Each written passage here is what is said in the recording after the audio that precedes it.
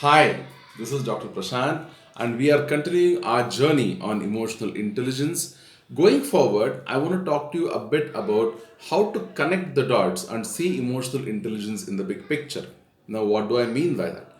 Several people have asked me as to should emotional intelligence be studied, learned, and practiced as a quality or a skill by itself, or can it be incorporated into several other skills? Or have there been people who have done this? It was an excellent question, which I do get asked quite a bit.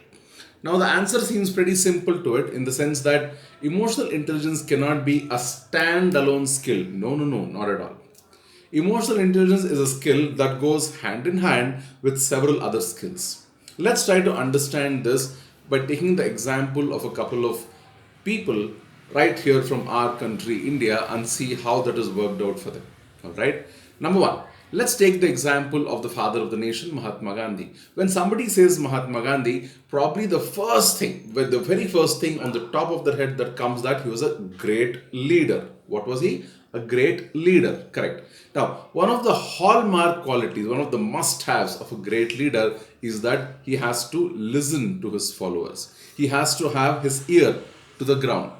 Somebody who understands people, somebody who understands people and speaks their language, somebody who can understand the pulse of the nation, the emotion of the nation, somebody who's there always in the present, having known the facts of the past and has a vision for the future. Now, where have we come across all these qualities? Yeah, you're right. Emotional intelligence. So he actually practiced emotional intelligence, and he was a classic example of how a leader, only a leader who practices emotional intelligence can take his tribe much forward. Probably I shouldn't be calling it a tribe, we were a nation, but nevertheless, yeah, in colloquial terms, only a leader who has been practicing emotional intelligence in the truest sense can make some forward journey in his ascent. Okay. Now, today being April 24th, I would like to take the name of another great person, another great personality that we all simply adore. Wish him a very happy birthday. That is Sachin Tendulkar. Okay. Now, we haven't seen much of leadership qualities from Sachin Tendulkar. Okay, his name is not taken so much. His name is not taken so much in leadership avenues. Right? He was not such a great captain. He was a wonderful player, the probably the best that India has ever produced. But nevertheless, there are some people who are not cut out to do some things. But that being said, the emotional quotient part of his persona was exhibited on several occasions. He's a sports person, correct? If I can take you back probably 23 years ago, there was this one occasion where India was playing Australia. India was playing Australia, and it was in Sharjah or Dubai. I'm not very sure, but either way, the scenario was that India had to win a certain game to proceed to the finals. And incidentally, I think a day or two before that, Sachin had got to know that his dad had expired. That his dad had expired. It's a huge thing. What would any of us do? Drop whatever we have, rush back home, right? But cut to chase, he had I wouldn't want to call it burden, but he had the hopes of a billion people. Okay. Now he had two choices. Number one choice, behave like anybody else, drop everything and run back home. Or see, his dad had passed. So what could have been a fitting tribute at that point of time for his dad? Staying in the game, staying in the game, contributing in the best way possible, not letting his emotions cloud his thinking. Now, see, a sports person doesn't only need to be physically strong.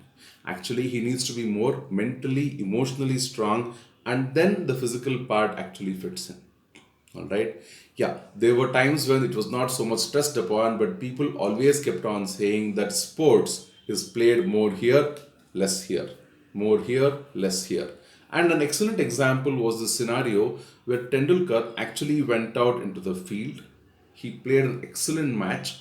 He made sure that India got over that last hurdle of getting through to the final. Okay.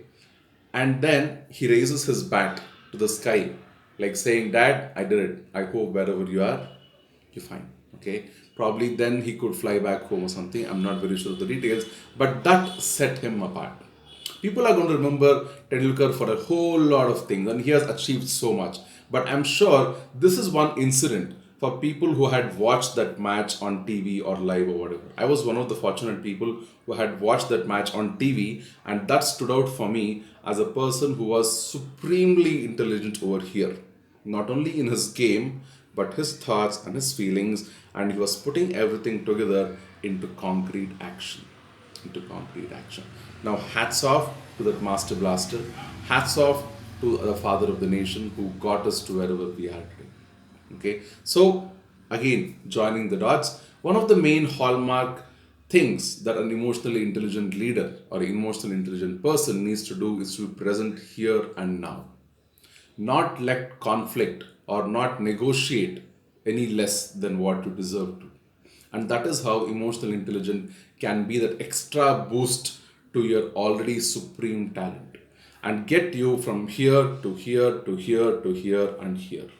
So, if anybody is aspiring for a career goal, anybody is aspiring for career abundance, career supervision to come from a mid manager to a senior manager to whatever director or whatever the organization entails, or you might be an entrepreneur who started off or who's been some years in the business, and you have some sticky situations, some difficult conversations, some things that you cannot deal with day in and out. You know it's important, but somehow you're just not able to get across that in a successful way. For you, my friend, emotional intelligence is a must and should. Frankly, it's a must and should for everybody.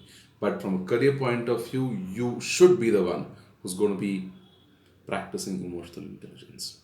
I'll leave you on that note to ponder upon. From next week going forward, we're going to deal with a little bit of leadership, how to mix emotional intelligence with leadership, and once that is complete, we'll take future topics. Until then, this is Prashant, father of a very creative child, husband to a very, very talented and supportive wife, and son to inspiring parents, signing off on a Friday night. Good night, my friends.